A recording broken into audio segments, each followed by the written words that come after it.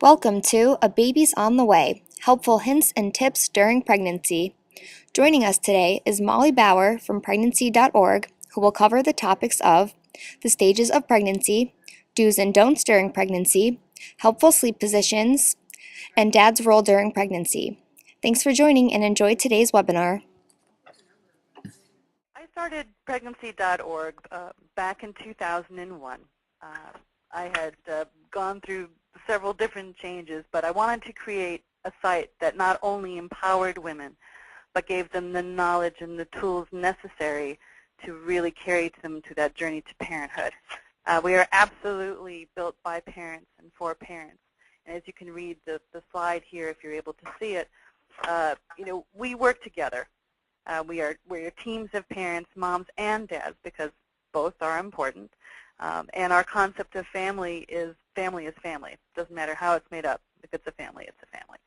So our main goal, really, besides just having great content and fun tools and a vibrant how about you tell us about the stages of pregnancy? Where peer-to-peer can go through, it's really important to remember that we're a home away from home, that we're a safe haven, and that you can get reliable and trustworthy information. So we're on to the next stage right here, which is the stages of pregnancy. And of course, pregnancy is broken down into 3 trimesters, first, second, and third.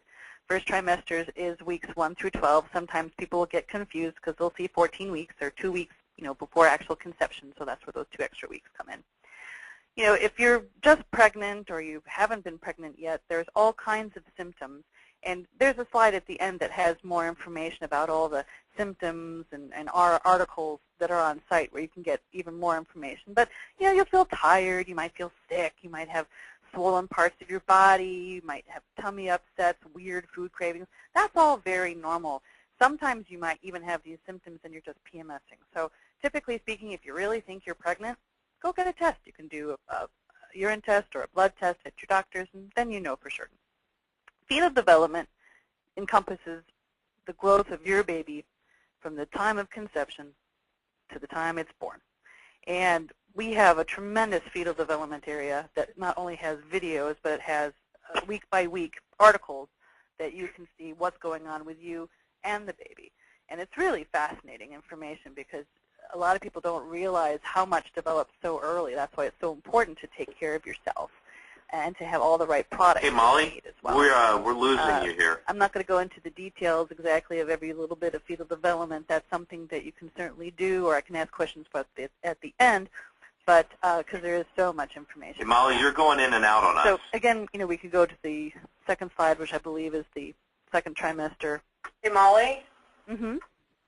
You keep on going in and out on us. Oh, okay. So we lost part of fetal development. Oh dear. Okay. Well, let's see. I wonder what part we lost. What part did we lose? Fetal development, like I mentioned, is the development of your baby from the time of conception to the time it's born. And it's broken down on our site week by week with related articles and videos and photographs of how you can see what your baby is doing and how it looks like. There's a lot of different technologies out there, including 4D ultrasounds these days, which are really nifty, which really give a lifelike picture of what your little one looks like. I'm not going to go ahead. So do you have any research on ultrasounds? And I've seen some of these 4D stations pop up in malls. I mean, what are your thoughts, or what's the prevailing wisdom on the number of ultrasounds, or trying to go to kind of some of these more gimmicky ultrasound stations? There's 2 camps on that, Jack. A lot of midwives and a lot of more holistic doctors will say try to have as few as possible because of any kind of radiation or disturbance of the baby.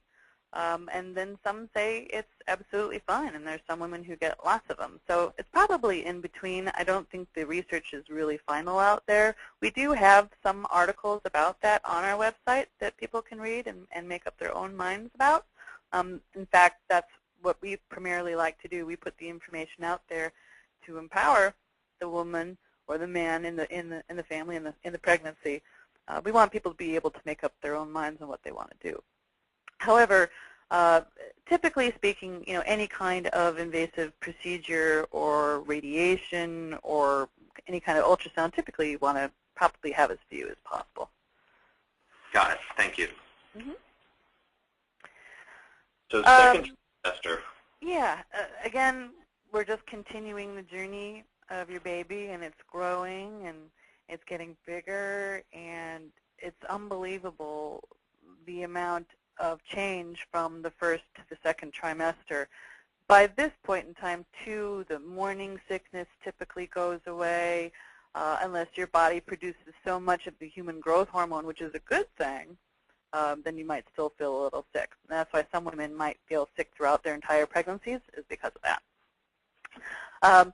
But again, fingernails and fingerprints and the little toes and the skeletons, everything's cartilage, at this point, and the baby's growing, and it's still head up typically, and by the time this trimester is over, your baby could be, as it says here, at least 10 inches long. So you're getting this little person in there, and usually about midway through, you might start to feel a little movement, but you're going to really feel that more in the third trimester.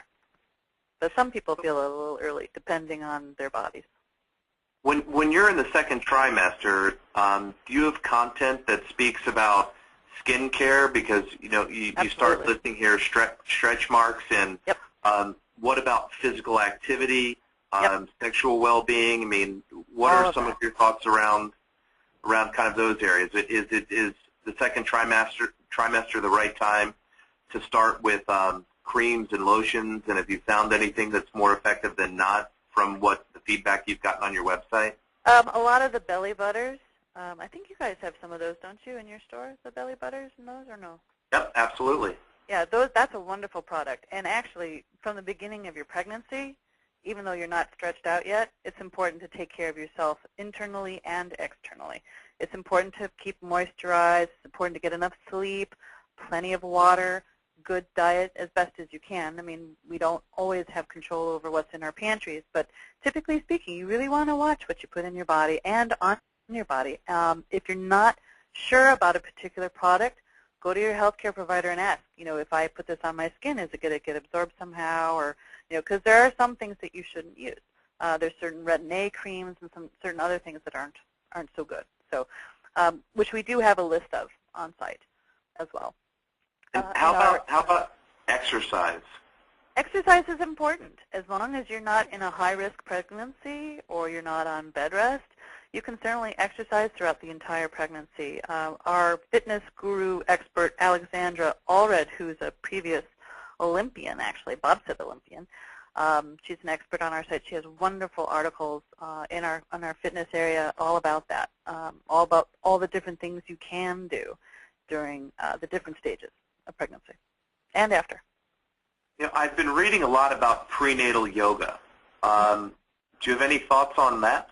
Absolutely. Yoga is a wonderful thing for the body. It's gentle. As long as you're not doing those power yoga classes, yoga is a wonderful way to relax, to de-stress, because it's really important during your pregnancies, because life is stressful enough, but stress can also increase for the new mom who's never been pregnant, and even moms that have had kids before.